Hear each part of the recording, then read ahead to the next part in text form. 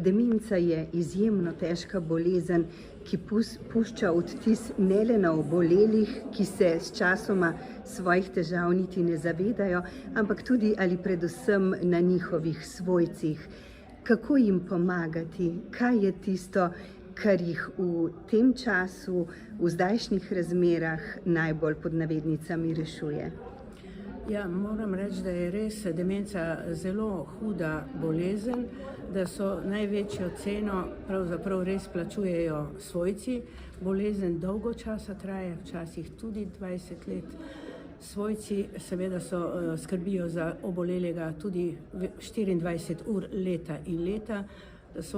Bolnik je že hitro nesamostojen in mora biti vedno en doma, tako da niti v trgovino ne moreš po osnovne stvari. In to je tisto, kar res naredi zelo, zelo naporno življenje svojcem.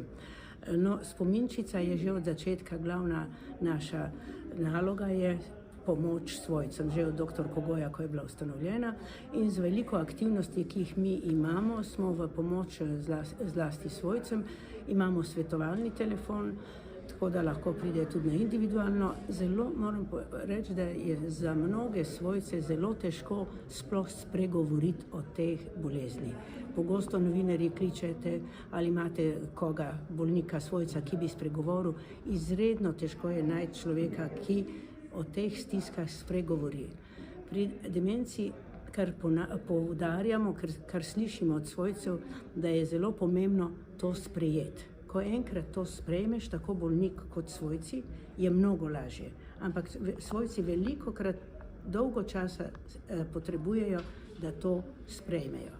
Ker ta bolezen je res nenavadna, težko jo prepoznaš, človek se počasi spreminja in z leti je pa pred tabo drug človek. Čeprav fizično isti, spreminja se karakter, vedenje, način govora, način obnašanja, ampak moram pa še poudariti na koncu, da oni pravzaprav do konca čutijo. To se dolgo ni vedlo, ampak oni čutijo, zato moramo biti res do njih prijazni, potrpežljivi, preusmerjati pogovore, približati se njim, kajti oni se nam ne morejo. In ko enkrat to obvladaš, to veš, je mnogo, mnogo lažje življenje s takim človekom, ki je sicer težko, ampak ko enkrat osvojiš osnovo komunikacije, sporazumevanja, kar spominčica ves čas govori, potem je mnogo, mnogo lažje. Pri ozaveščanju o specifiki te bolezni ste prav pri spominčici pripomogli k tako rekoč tektonskim premikom v naši družbi, pa vendarle tako društvo, tako medicinska stroka, kot seveda tudi oboleli in njihovi svojci ostajajo pred še številnimi izzivi. Bi morda na katere od njih posebej opozorili? Ja, moram reči, da očitno smo na področju ozaveščanja, zmanjševanja stigme kar naredili premike, ampak najšibkejše področje, kjer smo naredili premalo, in to nas svojci ves čas kličejo, je pomoč na domu, oskrba. Zato upamo, da bo zakon o dolgotrajni oskrbi zaživel in to na tak način, kakršno pomoč ti svojci in bolnik z demenco potrebujejo. Namreč pri družini, ki ima človeka z demenco, mora priti vedno več ali manj ista oseba in ostati malo dalj časa. To imajo marsikje po državah organizirano, da je to tako, če ni organizirano na način, kot ga bolnik sprejme, nisi naredil nič. In na tem področju smo najmanj napredovali. Tako da spominčica si bo še naprej prizadevala, da se bo to tudi izboljšalo. Po drugi strani pa ste že pred časom oziroma še vedno tudi zdaj opozarjate na določene anomalije, na poskuse, ki pravzaprav ogrožajo varnost obolelih in njihovih bližnjih.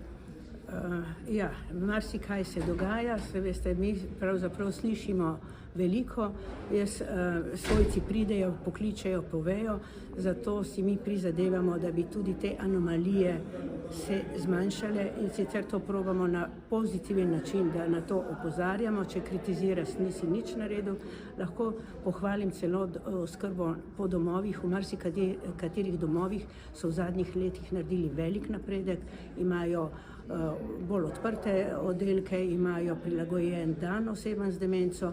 Danes zdravila dolgo ni bilo nobenega boljšega na tržišče, na področju obravnave bolnika z demenco pa je velik napredek. In to na podlagi študij ve se, da se je treba njim približati, da marsikaj lahko počnejo. To morajo pa početi osebe, ki imajo določeno znanje, da lahko to delajo.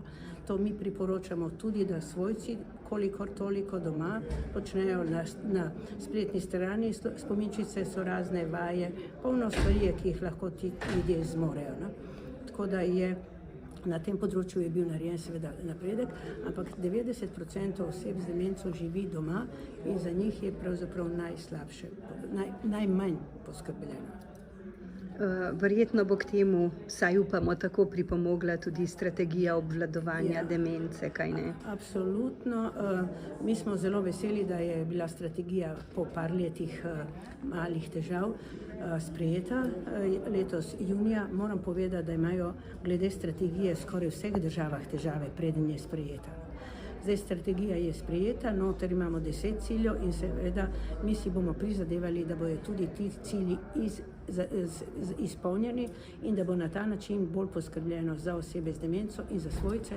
Tudi naj omenim, da svojci nimajo nobenega statusa, da večinoma delajo to delo brezplačno ženske, ki so potem bolj izčrpane in obolevajo, in da tudi ženske zbolijo za demenco bistveno več kot moški. Tako da smo tukaj ženske dvakrat prizadete, da rečemo.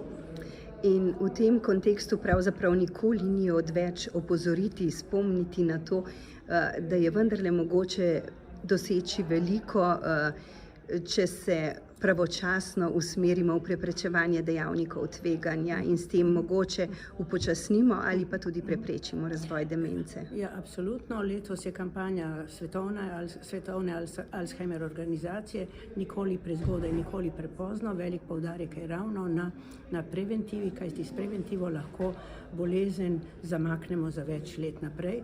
Sami moramo skrbeti tudi za svoje zdravje, kar je dobro za možgane, kar je dobro za srce, je dobro za možgane, zdrav stil življenja. Skratka, s tem lahko marsikaj tudi sami naredimo. Če pa že bolezen pride v družino, je pa pomembno, da dobi družina čim več informacij. To govorimo o postdiagnostični podpori. Danes je informacij marsikje veliko. Lahko pa rečem, da svojci rabijo dolgo časa, preden to odkrijejo. Ker ne zmorejo, ker je stiska tako velika.